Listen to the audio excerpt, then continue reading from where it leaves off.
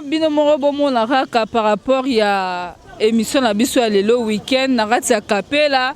Là nous sommes déjà sur le point bisika pena makambo yango esalamaka. Donc bozomona maboke eza, bozomona bangulu, donc toujours tumbezali ya liboke ezali, mais beaucoup plus Zouamingi bateau baza vraiment au four et au moulin parce que il y a un certain moment vraiment tous allait vraiment na problème morobo et c'était mondial, tous allait qui na rate ya confinement, mo déconfinement kotima, moi mbutu moko eza ba na kin balela qui trop mo konzambo razongi c'est liboso ba bar et pourquoi pas les églises. Mais quant à nous, tu retiens moi micro na ba maman to kutia ba pese la par rapport. Bonjour maman. Bonjour maman.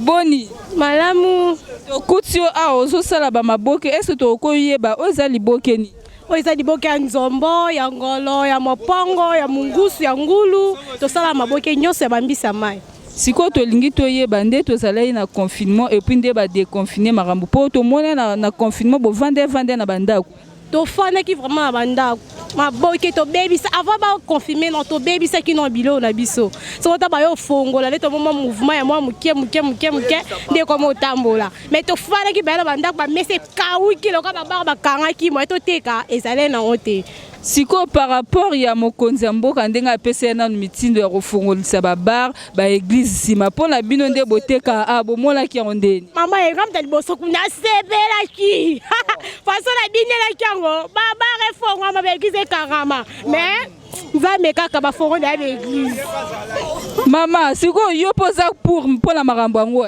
papa ndeza be pa fati umela talaka fati béton yo ne charge à Congo talaka ngana sala na bar mais to sali so 4 mois 5 mois tala tali na konzi mais mikolo ko ba bar forme tene mnene ko mna lisoko yo mna pa fati na konzi pa fati umela yo pe na simba libeli yo no simba mna libende kunga pe na kangata be église ba bar etikala mama nzambe muto opesa opema akanga su papa mama to samba musuba te abiso na be église na ndaku to yo kango te papa ndeza be pa fati mabar to simba mbo mena église to kendara to kumisa mbiseke pe na ndako pe to bando sambelaka mais babare kanga matezo ngaka ndezongi merci pa fati to lelio fo umela kitoko chers abonnés comprenez que to tambusara micro a to komisiko hein ne sika penza ali ngulu to lingi vraiment ba tonton o ba katara ngulu pe ba o ba tumba ngulu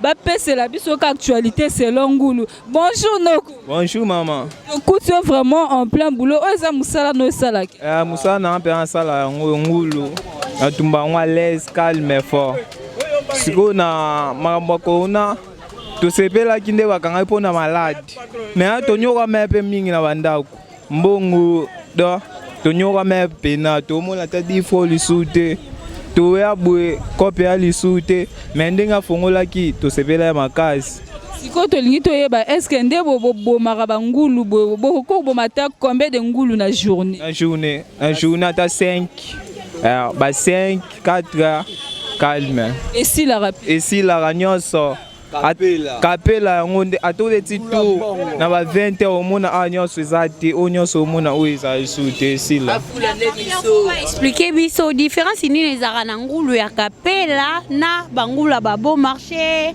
ya lingwala po ba nyonso to babetaka lisolo ngulu ya kapela botango nini te ya kapela ndeleki ya kapela leki do yo do soki osombi ata 1 kilo o santi balanda nde kolamba bisalanda place ma echola bobe balanda ka loboko kolamba kaka so lamba bien ya onde balanda o mikolo lisolo eza mingi ka kapela na ke na kapela $10 apamba balobi tami pikwa 500 babakisi suna pilipili ya 3000 hein to ebite banzembo ezobeta ma mikolo kasi te po baya aba meka baloboko bayebi son yangwana nde fo abetela pe baboka wala banzembo. Mais on faut rappeler aussi que en bana poto pe batela émission au ba diaspora bango ba yoka ka kapela na sango pesela ndenge ezala et puis en droit na bino o ba benga ngoni po mutu mususu ko uta voyage tant mususu olinga ya kolia ngulu na bino te kapela a to a bien awa tozana oasis étage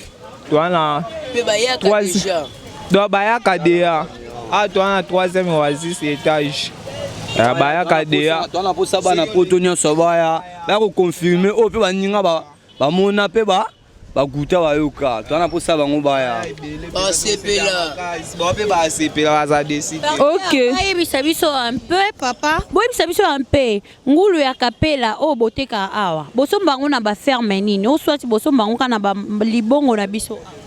Te euta bamboka. Bamboka. Onde eyaka a Bokenda na bino ba ferme te parce que à Kinshasa ba ferme mususu ezali. so que na ferme tu ba tuni ba bakenda bamboka ba kote ya biso ba matete yonde ba kote ya biso na kusomba biloko kuna. Boteka ka seulement le week-end ou na début de semaine pe boteka. na début de semaine pendant lundi dimanche donc férié a ezalaka te. Merci beaucoup Léo Tozana Bino, Bachar Internauti Nabiso. Bolanda toujours spécial week-end donc Lélo Tobanjango na capella Tozo tambola malgré maman Mbisi a expliqué biso te comment azwara Mbisi nae. Biso tozoka na gambela na libongo na kingabwa ngulu na biso pe tozoka na gambela mimi na ba ferme. Mais babi ba maman ba ote ke la bino ba mbiso nan ba lambite lokwa ba comprendre que bino bote kango ya liboke bote kango na primo likolo bango pe bazo matela bino ba prix. Ba kosi atote ka mbisi na biso ka 5000 francs pam. Na 5000 la pamba. Ka 5000 francs. Liboke opena soto ye biso pe to vanda to liara 5000. 5000 francs. Ya matezate ba matza ba mi biso ka 5000 ela ngulu 5000 francs. Merci beaucoup, je reste bras d'or derrière la caméra. Merci à Papi Kelly pour la confiance. Hein. Toujours à Capella, Tozo Tambola. Donc, il est serpent. Hein. On est toujours ensemble. Nyoka serpente. C'est pas ça batunayo donc biso to tambola kaka.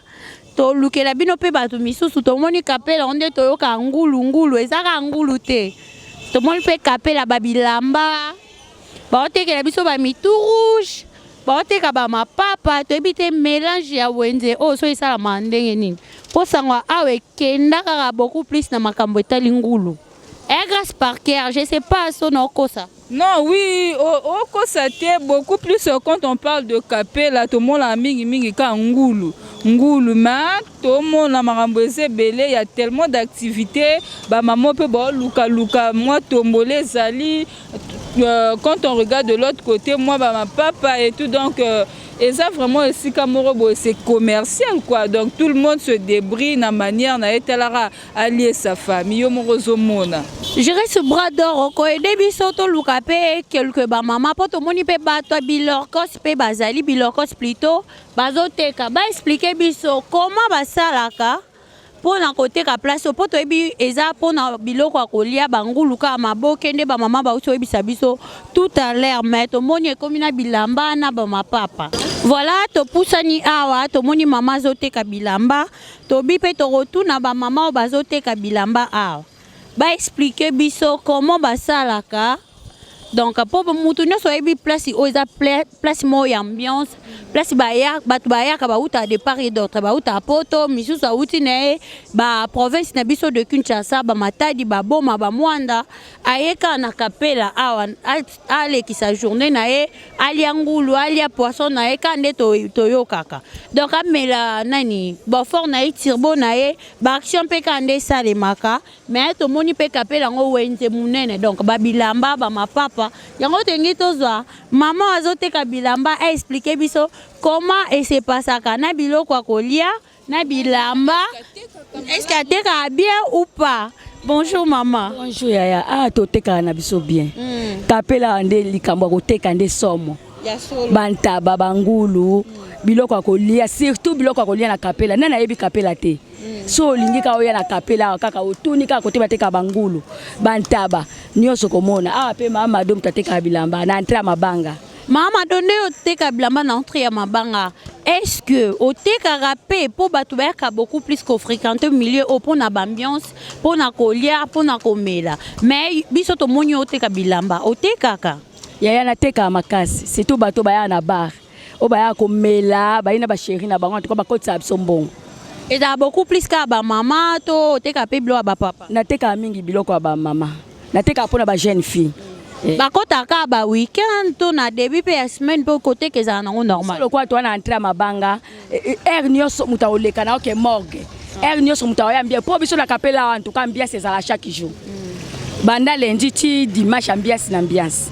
Ok, merci beaucoup maman Mado pour Nathan accordé bisola.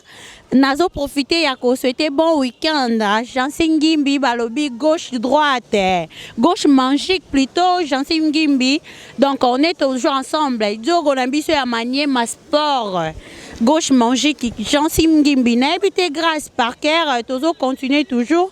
Ko poser ma question, ko poser micro balader na biso na bande ko mususu o baza pembeni awa bazo continuer koteka.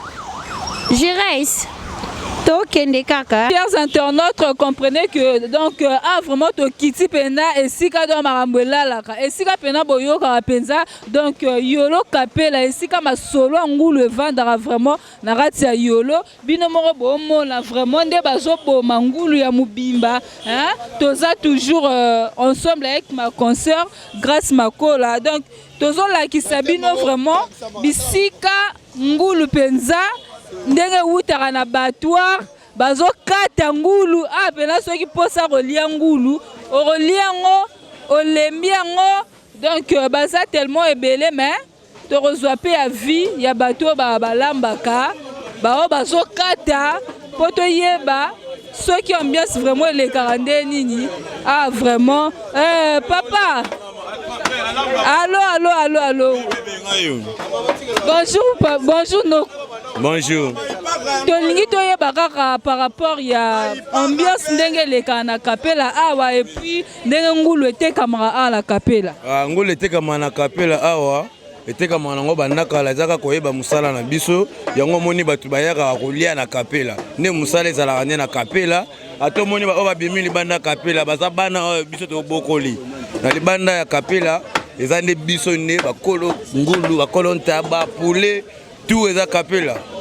Sikoyo ndenge boboza ebele awa eske koteka ngo ezalaka no ndenge ni po toyebi peke entre bino mwa baguerre ezalaka kowelela baclient sikoyo confiance nini yango oyo baclient mosusu to bato mosusu bazalaka nango ayeka amoni mesa boye asepeli ya kolia ngulu ya mesa ndenge toyambaka boye tozalaka na baguerre d'esprit ya mosala na biso bien sika ndenge olobi mais tosololaka bien po parce que eza mosala moto na moto ana mesa na ye ozala combien de choqueurs na yo combien de nombre ya bato na yo okopana na ndenge mabe te mama tosololaka na biso kaka mais mosala ezali mokolo mesa na bachoqueur na ye mabe ezalaka te yango tolingaka ambiance bato bayaka oliaka po tobundaka te mais tosololaka bien mpo eza mosala na biso. Merci beaucoup. Et toye pour la musala mais to supe mi bali ba komo linga biso makola na ebite eske to tika musala to biso pe to fanda po to liangulu. Ouais, chers internautes, comprenez que na ratia week-end na biso ya lelo appelle na yolo et quant à moi déjà je profite de saluer celui qu'on appelle Papi Nekina, donc Papi Nekina na kati ya Lyon hein mubali ya muntandu yebena lobi que grâce par cœur zala no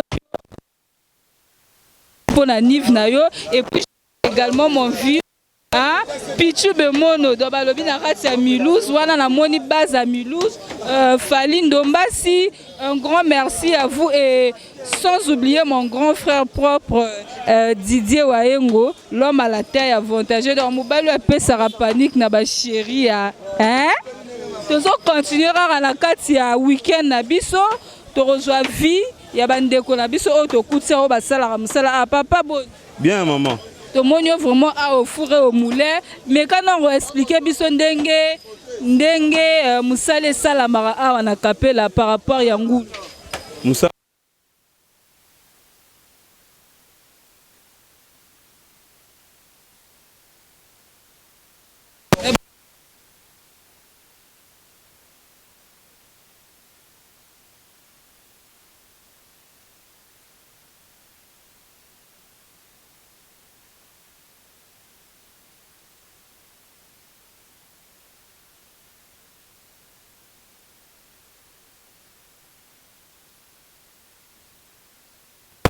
ACP Sata Mwanzoto et Bigara maman.